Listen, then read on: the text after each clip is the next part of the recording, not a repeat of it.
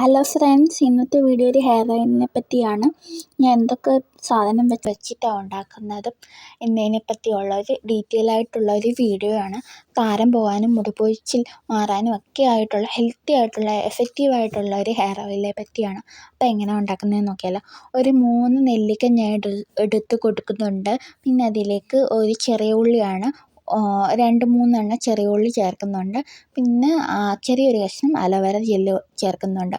പിന്നെ തെറ്റിപ്പൂവ്, ചെമ്പരത്തിപ്പൂവ്, പിന്നെ തുളസി ഇല ചേർക്കുന്നുണ്ട്. പിന്നെ 4 പനിക്കൂർക്ക ഇല ചേർക്കുന്നുണ്ട്. പിന്നെ ഒരു തണ്ട് കറിവേപ്പില.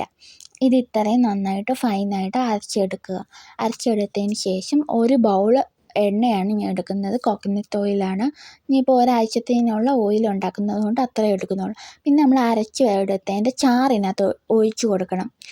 അതിന് ശേഷം ചെറിയൊരു ബൗളിനകത്തോട്ട് റോസ്മേരീൻ്റെ ലീഫ്, പിന്നെ ഉലുവ, പിന്നെ കരിഞ്ചീരകം, ഇത് 3 ഒരേ അളവിൽ ചേർത്ത് കൊടുക്കുന്നുണ്ട്.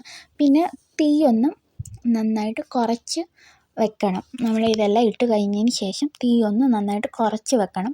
എന്നിട്ട് ഇത് നന്നായിട്ട് ഇളക്കിക്കൊണ്ട് വയ്ക്കണം. തീ കൂട്ടാൻ പാടില്ല.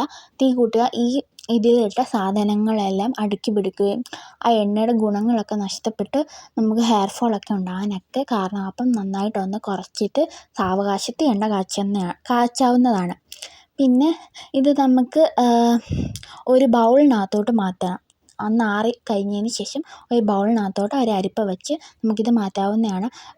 പിന്നെ നമ്മളിപ്പോൾ ചേർത്ത സാധനങ്ങളെല്ലാം ഒന്ന് ചൂടാറിയതിന് ശേഷം നമുക്കൊന്ന് കൈവച്ച് പൊടിച്ച് ഈ എണ്ണയിലേക്ക് ചേർത്ത് കൊടുക്കാവുന്നതാണ്. അപ്പോൾ ആ എണ്ണയിലേക്ക് ചേർത്ത് കൊടുക്കുമ്പോൾ അതിലെ സത്തെല്ലാം ആ എണ്ണയിൽ അടങ്ങിയിരിക്കും. അപ്പോൾ ഈ ഹെയർ ഓയിലൊന്ന് ട്രൈ ചെയ്ത് നോക്കണേ.